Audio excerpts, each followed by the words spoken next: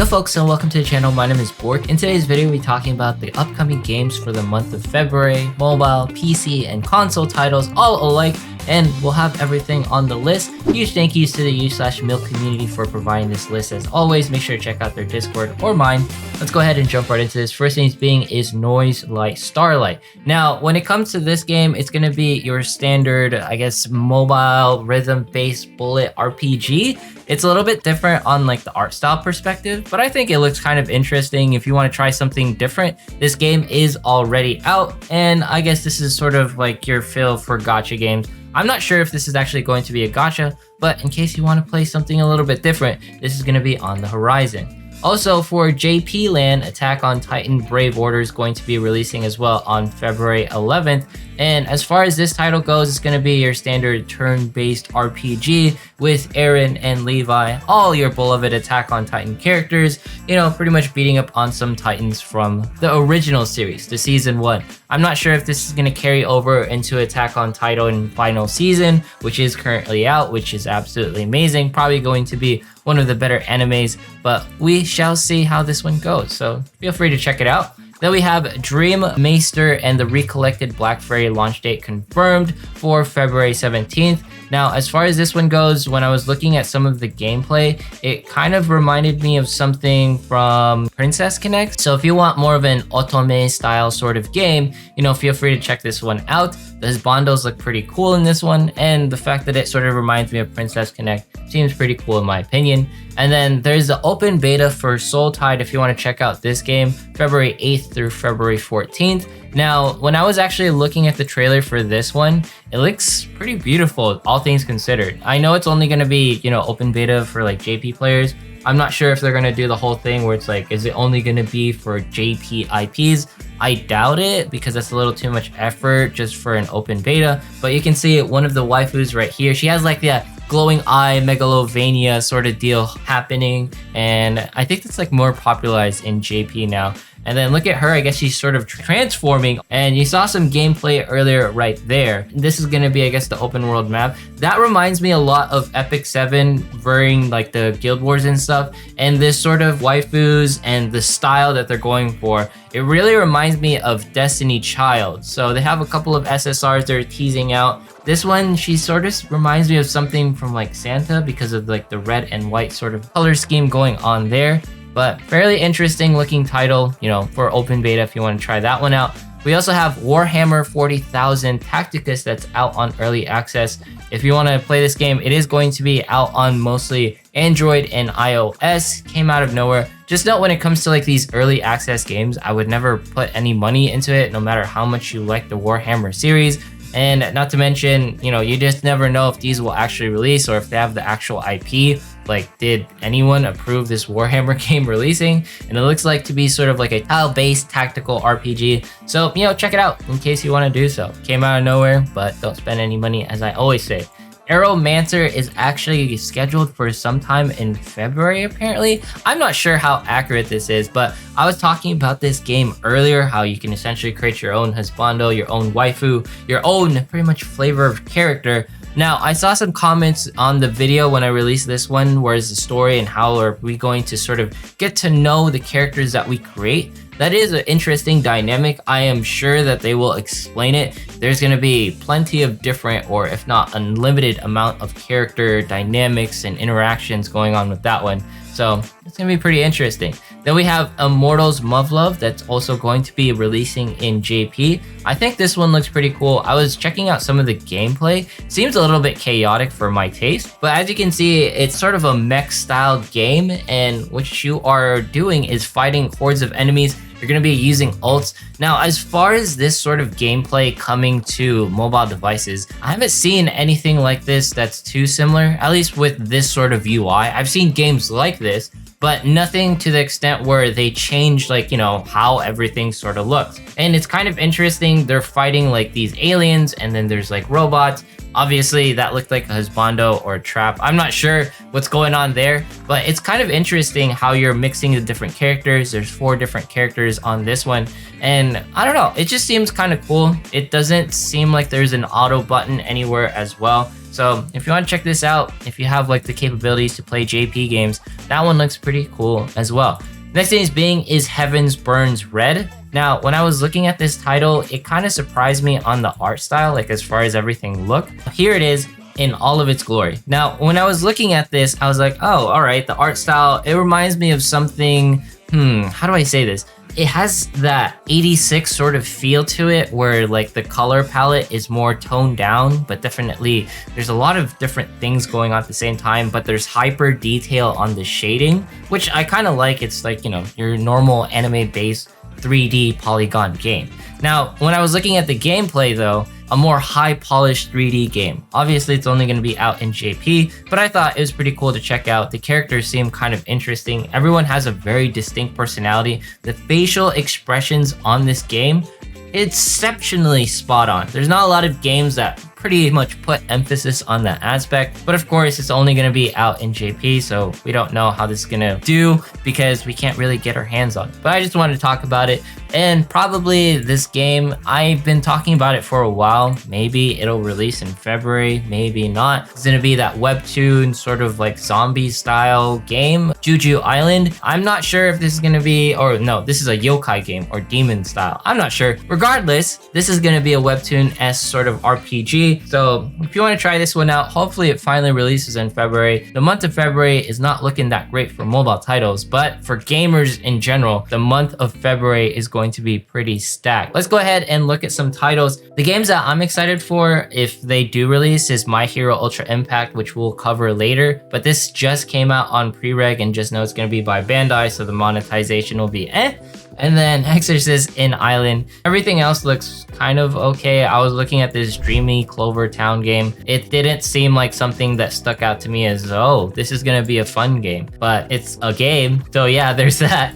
And then as far as top preregs goes, there's the Kimetsu no Yaiba game that's gonna be, you know, maybe sometime in 2022. Jujutsu Kaisen, we'll talk about that on Gacha Weekly on another video. Immortals, Takopi, Attack on Titan, My Hero Ultra Impact. Then there's the Full Metal Alchemist game and a bunch of other titles, Aeromancer, Soultie, and then there's also the Rent-A-Girlfriend game, which seems kind of interesting if you've ever wanted to play that one. And then as far as upcoming games in QApp, I was looking through this, I was like, oh no. We have Yu-Gi-Oh! Master Duel, that's already out in case you want to try that. Bravely Default for JP, it's already out if you want to try that. Phantom Blade Executioners, I saw FG's video on it, make sure to watch it. I don't have access to the game, so I can't cover it. FG does a fantastic job pretty much talking about all the gameplay and, you know, how he feels about the game. It seems kind of interesting, and I still want to get my hands on it and play it one day.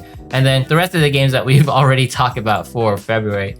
Also, if you guys didn't hear, for Netmarble, they released a bunch of titles. Biggest ones probably being is the 7 Deadly Sins game. If you haven't seen this one, you've probably been living under a rock in like mobile gacha games, because this has to be one of the biggest announcements for 2022. I don't know if it's going to release in 2022, but this game looks absolutely amazing. And this time, I know everyone's name. So, I mean, as far as like the 7 Deadly Sins go, the name that I missed earlier was Diana, by the way. The girl in like, you know, the orange sort of jumpsuit sort of deal. But Meliodas swimming here in the ocean looks absolutely stunning. Will this game look this good on mobile devices? I am not entirely sure. Merlin shooting the lasers right there, great, because I feel like we need more high quality games that can compete with Genshin Impact as we're going through things. That way we just get better and better, and things keep pushing the envelope, because at the end of the day, if we're not improving on these sort of things, then we're just gonna get every single turn-based RPG. I want something exciting, and this honestly makes me insanely excited. There hasn't been something that has released like this on mobile front since, you know, Genshin, in my opinion. But let's see if Netmarble does it right, because Netmarble is a weird publisher, as we all know. And another things being is the solo leveling game, which you guys saw earlier. Now, when it comes to this, the gameplay is reminiscent of Devil May Cry because of, you know, the different switching mechanics, the sort of combo-esque sort of scenarios you're seeing here. We'll see how this actually translates once we get this in mobile and PC titles. But honestly speaking, maybe they'll do some sort of actual game versus gacha system. I'm not sure how you make this a gacha system unless it's like weapon based, but we'll see at the end of the day. This game looks amazing. Netmarble, all you have to do is, if I could pay 60 bucks for this game and just play outright, that would be pretty cool. If it's free to play and the microtransactions aren't really that necessary, that would be amazing as well. All that matters is it looks visually stunning and it's everything that I wanted from Korean Kirito, all right? So yeah, Korean Kirito, kill it, smash it. I want to play this game and this snake roast bros looking dude. All right, and then as far as everything goes, I have to talk about Nikkei, the Goddess of Victory. I haven't showed this game enough love. This is probably the game with the best angles, the most tasteful of waifus that is going to be hopefully releasing sometime in 2022. Now, when it comes to this, the reason why it's different is mostly because of the angles that it chooses to place its waifus, the waifus that you actually get to see and interact with, and the way you interact with them, sort of in this different point of view. And I absolutely love it because of the way like I get to sort of interact and see them, because there's not a lot of games that sort of push this different narrative when you're fighting enemies. And the facial expressions, all the different like minor details that a lot of like games just don't pay attention to, it seems like they're doing it in this game, and that's what makes me hype for it. There's a lot of gacha games that we can get like almost every single month, but there's not a lot where it's different. It's pushing things where it's not really like there. It's creating sort of its own subgenre in its own place, but we'll see how this one goes.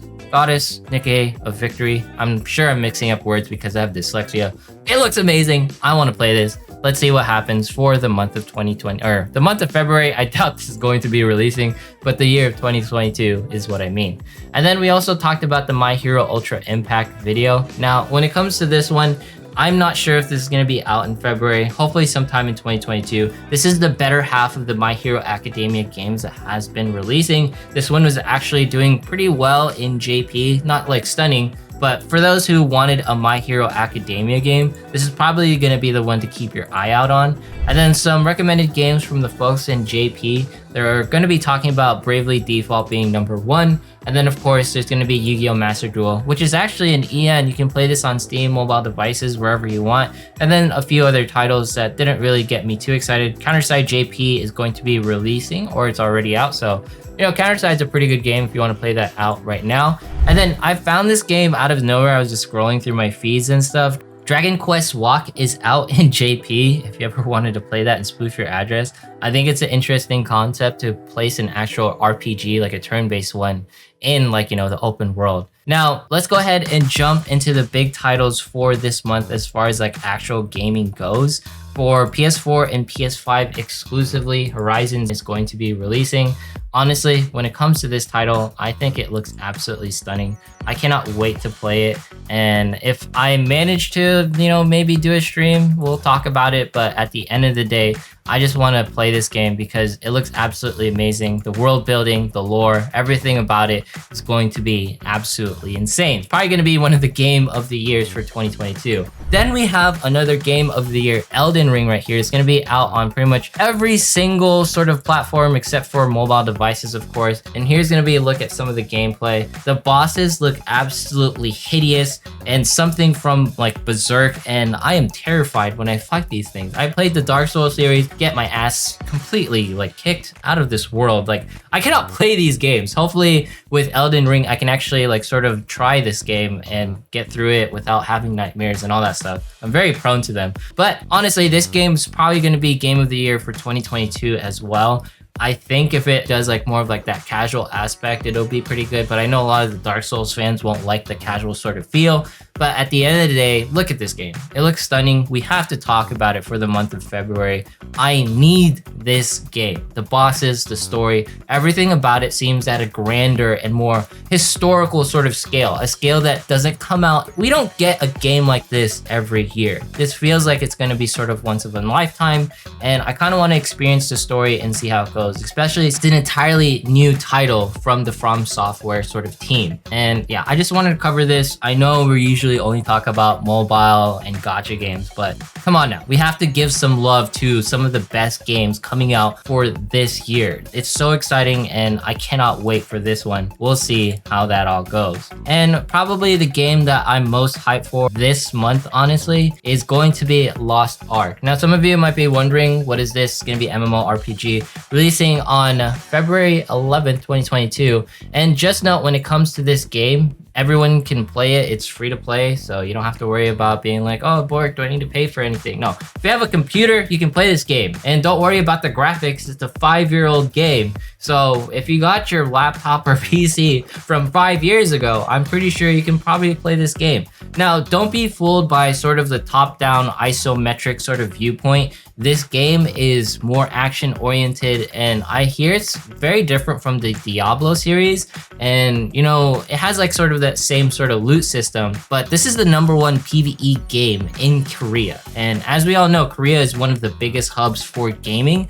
So I'm insanely hyped for this. I'm excited to play with all the people that I've talked about on Lost Ark. I want to play on the same server as everyone. I don't know what server I'm going to be playing on. I'm probably going to be releasing videos of gameplay of me getting my ass kicked in like PvP, PvE. But just note, this is a largely PvE based game and I cannot wait to play this. I would love to cover this on the channel full time because this is the game that I've been sort of waiting for quite some time. Like we talked about, it's been out for 5 years and I've been waiting to play this game for 5 years. So I want to talk about this game and I want to play it. So that's going to be Lost Ark right there. I hope you guys enjoyed today's video regarding all the different things we've been covering. PC, mobile titles, all alike. A bunch of amazing stuff on the horizon. February, well, it's kind of light for mobile titles and all the things like that. As far as like actual games go, February is going to be absolutely amazing when we have stuff like Horizon Forbidden West releasing, Elden Ring, and then not to mention Lost Ark. As a free-to-play game,